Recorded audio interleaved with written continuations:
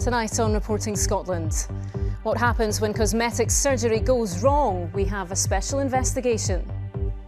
They said that my nose was like someone had been in a bad car crash, and then it had to rebuild it using part of my ribs.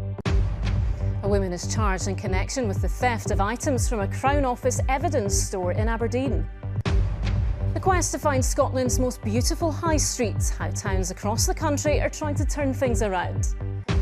And we catch up with the tartan tornado, boxer Josh Taylor, who's now a double world champion.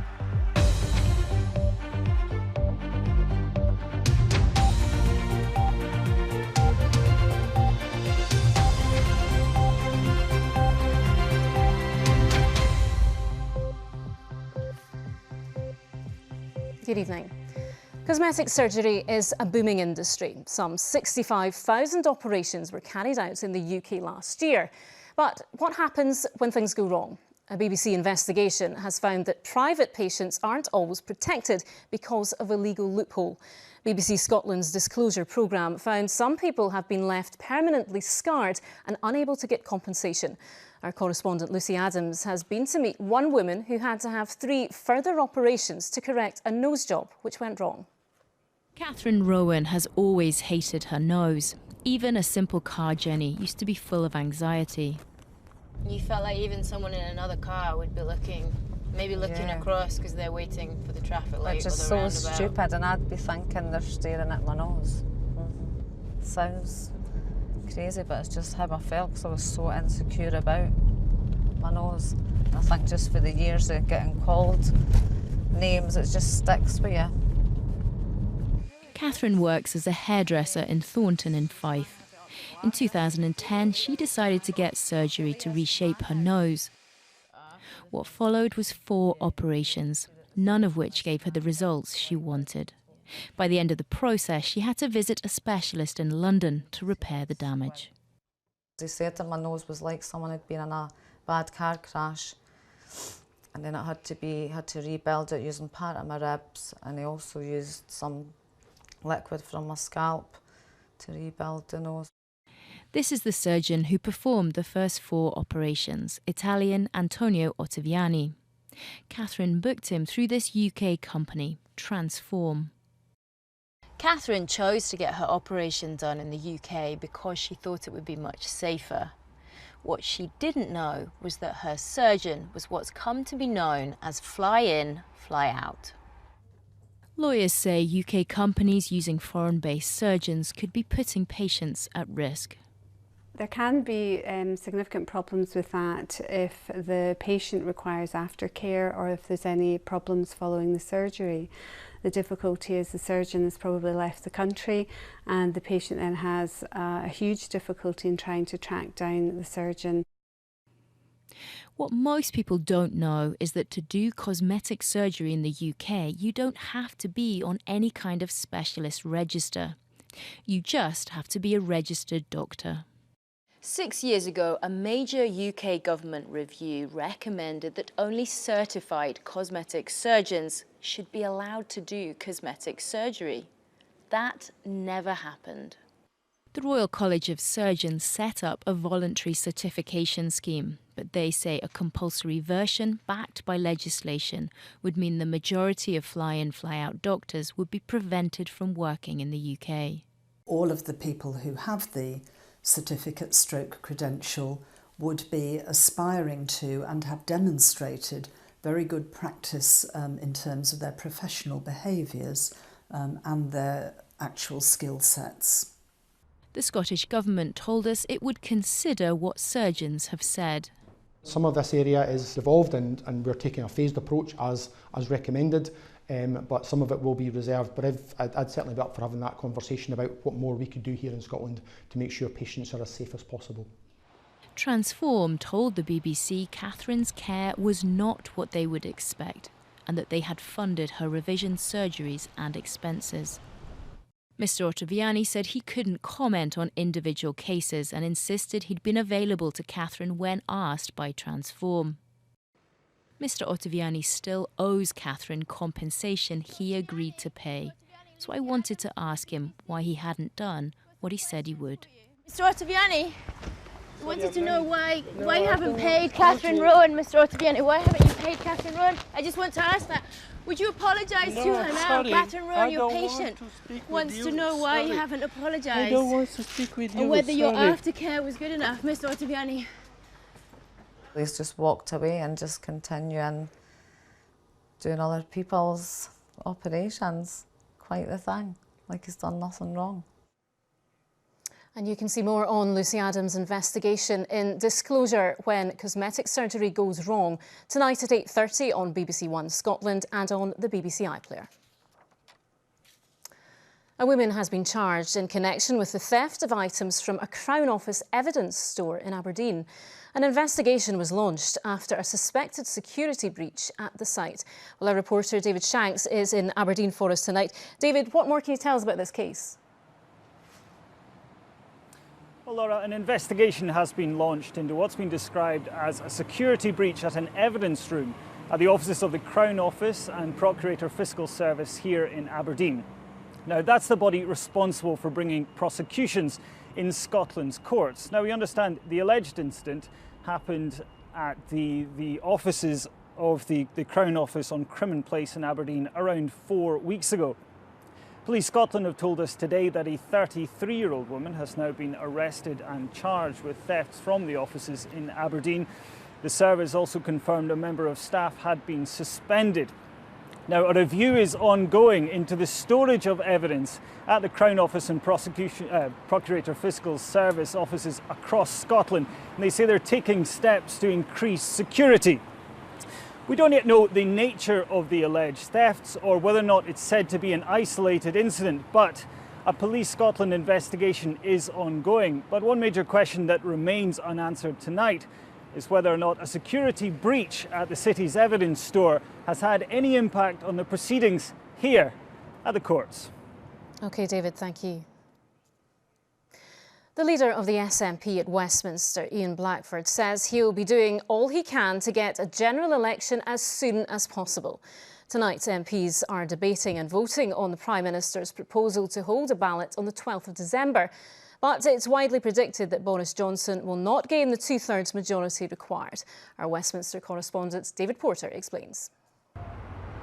In Brussels, they've been keeping a wary eye on what's going on in Westminster. And in Westminster, they've been doing the same with what happens in Brussels. What's decided in one directly affects the other. It was a very short and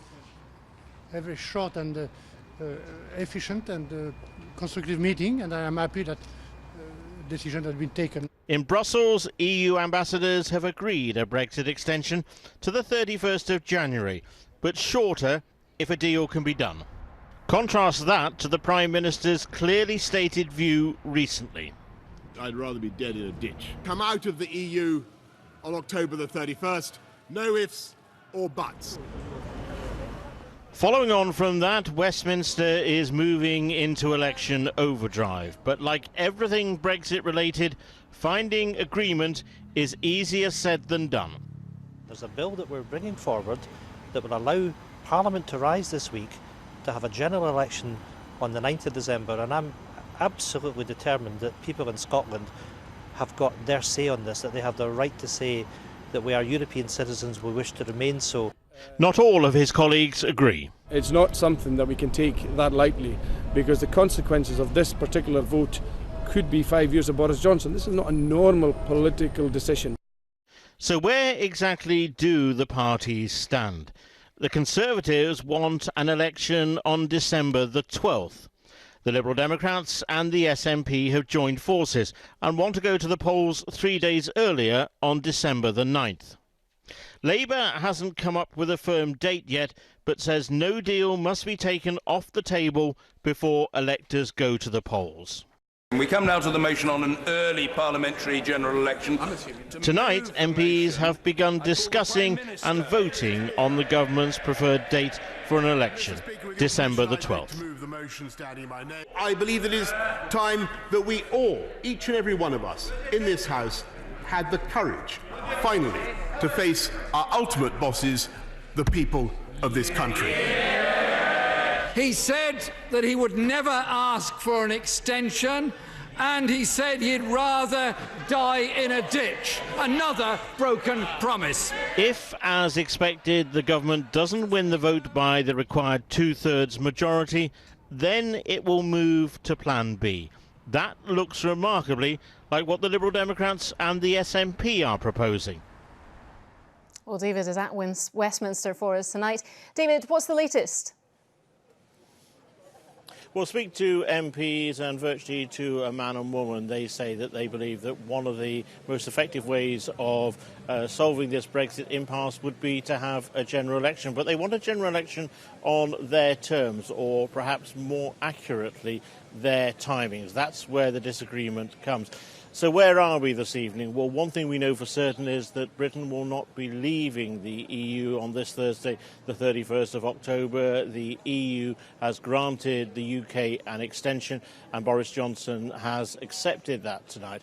So MPs are currently now preparing to vote on his proposal for a general election on the 12th of December. He's brought that under something called the Fixed Term Parliament Act, which means if he's going to get that through, he needs a two-thirds majority. He is very unlikely to do that. So what is probably going to happen is tomorrow he will bring it back with a date for a general election more to the liking of the SNP and the Liberal Democrats, perhaps even the date that they have nominated, the 9th of December. That only has to get through by a simple majority. So tonight I think we can say that a general election is coming. It will probably be sooner rather than later. And it will probably be before Christmas. Whether you like that prospect or not, I'll leave for you to decide. OK, we shall see. Thank you, David. Now, no one wants to face violence or threatening behaviour when they're at work, but many taxi drivers have experienced just that. Now, some of them are installing CCTV in their cabs to try to keep themselves safe. Well, Conor Gillis is at a taxi rank in central Glasgow for us tonight. Conor, tell us more.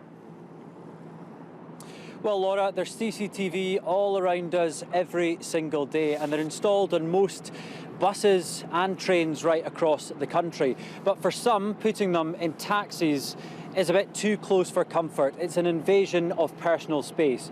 Now, passengers would be informed as soon as they step foot inside the vehicle that they're being recorded. But for the drivers who've come under attack after attack, this is all about personal safety. Sajid lives in fear, too terrified to go back behind the wheel. My ear sliced in two pieces, and then my back of head, my back.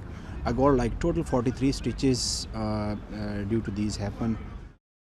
The aftermath of being attacked on the job in Glasgow. Today, a group of drivers from across the city joined forces, paying £600 each to have special CCTV kits installed. How's this technology going to really help you? I think it's going to help me because the views I get while I'm doing my job, and also I've been attacked twice and once been robbed. Mohammed's even been attacked outside a passenger's house. He had something in his hand which appeared to be a knife, a blade or something, and he grabbed the money, and then he picked my phone up, dropped it on the floor. And I went to pick the phone up. He actually slapped the keys in the barrel, so I can't drive. But something as little as a boundary charge can also provoke a vicious attack. I showed him, this is the area you're in, and he just punched me. As we edge closer to the festive season, many of us will be going to our office parties and using taxis to get to and from them. And it's hoped this technology will provide that extra level of security for both the passenger and the driver. So what do people in the city think? I don't think there's a problem with it personally, and I think that if it stops antisocial behaviour and protects taxi drivers and keeps them safe, then I think it's probably quite a good idea. Well, we're recorded everywhere, aren't we? I mean, the UK is one of the biggest CCTV in the whole world, so does it really make any difference if it's in a cab? I don't really think so. I think it's the exact same everywhere else you go. It's still being watched. Back at the garage, the installation of these new systems continues, with many hoping the project is rolled out further. Conor Gillis, reporting Scotland, Glasgow. You're watching BBC Reporting Scotland. A reminder of tonight's top story. An investigation finds private cosmetic surgery patients aren't always protected when things go wrong because of a legal loophole. And still to come, we catch up with the tartan tornado boxer Josh Taylor, who's now a double world champion.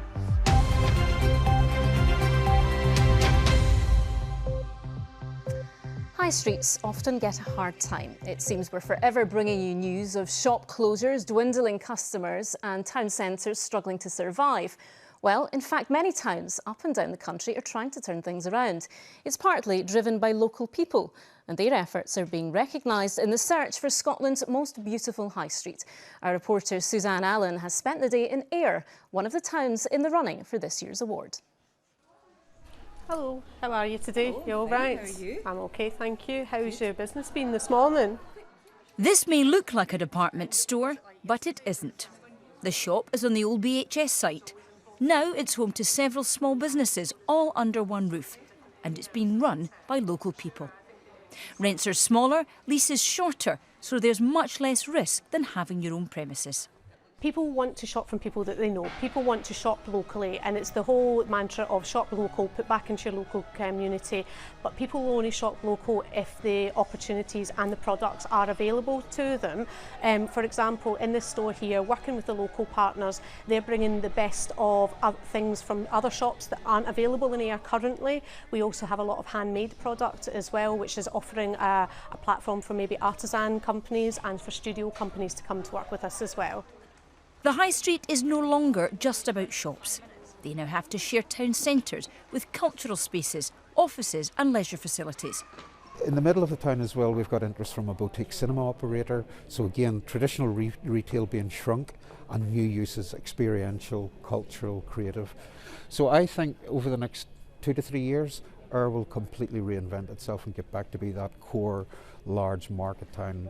So the high street is not dead? The high street will never die. High streets have always been places of change, but we as citizens have already decided that we don't want to bank traditionally. We bank on our phones.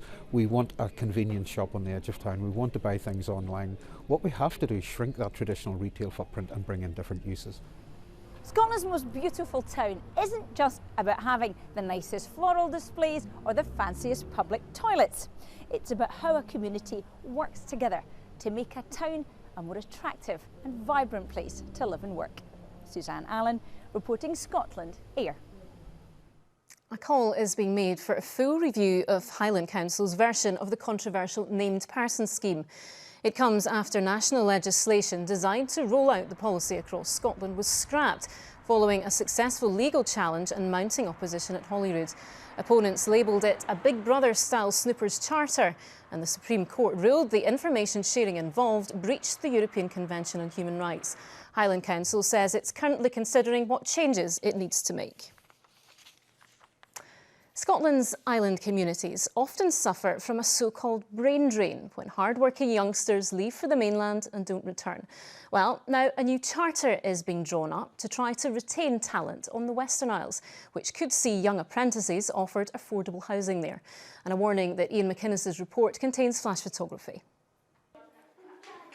They are the workforce of the future, island school children with a choice to make in later life. Should they stay or should they go? I chose to stay in the islands as I didn't know what I wanted to do when I left school, and it gave me the opportunity to get a qualification and to stay at home while earning as well. And it's people like Caitlin who are being targeted in the fight against depopulation. A new deal signed today marks a new way forward, something which in time could be introduced elsewhere. If we want to protect the economy of the Western Isles and public services, we need to attract and retain young people. If it does prove to be successful, we know other areas of the Highlands and Isles are keen to deploy the same approach. We've heard that at the Convention of Highlands and Isles today as well. And so I hope if it is successful, it will be picked up by other areas. We can get people jobs and education on the island. That's fantastic. People can earn and learn. And also when you do an apprenticeship, the council stood up to make sure that you can also get access to affordable housing. These are all the very practical solutions that need to be in place to help people stay on the island. On the ground, a new hub will be set up to give advice on training, local careers and digital services. But vitally, affordable housing will be made available to apprentices. We have to be innovative about this. We have to work with, of course, grazing communities. We're largely a crofting community, to make housing available and then to support the financing that makes it affordable to young people who want to remain in the islands. The approach makes sense to people like Caitlin, who are fully aware of the difficulties in securing accommodation in the islands. Definitely, I think that's a great opportunity, and I definitely think it'll promote the apprenticeships more. It is only the latest tool in the long-term fight to keep people in the islands, but it's hoped it can make a difference in anchoring young people in their island communities. Ian McInnes, reporting Scotland. The man who made Scottish boxing history on Saturday night is back home in East Lothian, nursing his bruises and already looking forward to the next big fight in his career. Josh Taylor's victory in London means he now holds 2 of the 4 super lightweight titles. His plan is to win the other 2 next year. David Cowan reports. Well, now it's over to Rebecca and John to find out what's happening on BBC Scotland at 9 o'clock. Hello, coming up on tonight's programme, it's been another busy day at Westminster. The EU has granted an extension, so with Brexit on hold for now, the big question is, when will a general election come? Our chief news correspondent James Cook will be in London with all the latest.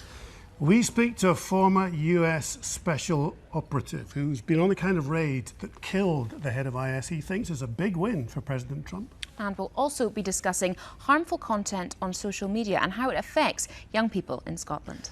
Before we go, Laura, it's great to see you on Reporting Scotland, and we wish you all the best. We certainly do. Tune in at 9 o'clock if you can. I knew he was going to say something.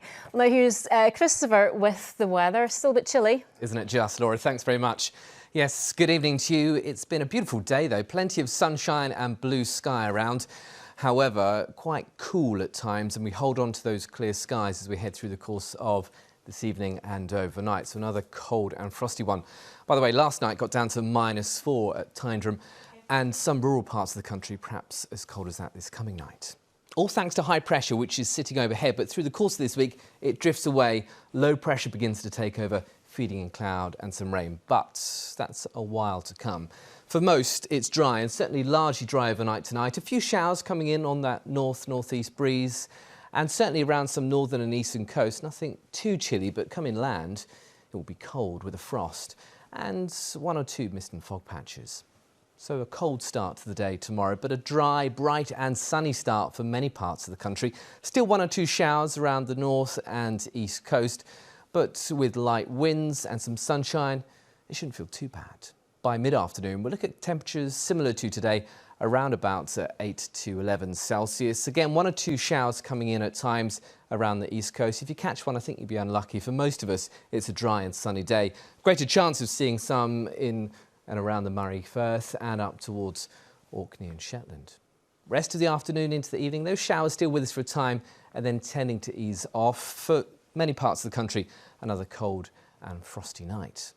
As we head overnight, though, Tuesday to Wednesday, that high pressure begins to slip away and a weather front begins to edge its way in, bringing more in the way of cloud. Having said that, Wednesday still gets off to a bright, sunny, frosty start. 1 or 2 showers coming in on an easterly breeze, more in the way of cloud by afternoon compared with what we've had today and what we'll see tomorrow. Temperatures, once again, 7 to 11 Celsius north to south. Thursday, altogether cloudier. That high is gone. The low pressure's here. Weather fronts at times as well, bringing some patchy rain. That's the forecast. OK, thank you, Christopher. Now, a reminder of tonight's main news. MPs are voting on whether there should be a general election on December the 12th. It's widely predicted that the Prime Minister won't get the 2/3 of MPs he needs. Earlier, EU leaders agreed in principle to extend Brexit until the 31st of January 2020, meaning the UK will not leave as planned on Thursday. And a BBC investigation has found that private cosmetic surgery patients aren't always protected because of a legal loophole. BBC Scotland's disclosure programme found some people have been left permanently scarred and unable to get compensation. And that is Reporting Scotland. I'll be back just after the 10 o'clock news. From me, it's good to be here, but until then, from everyone across the country, have a good evening.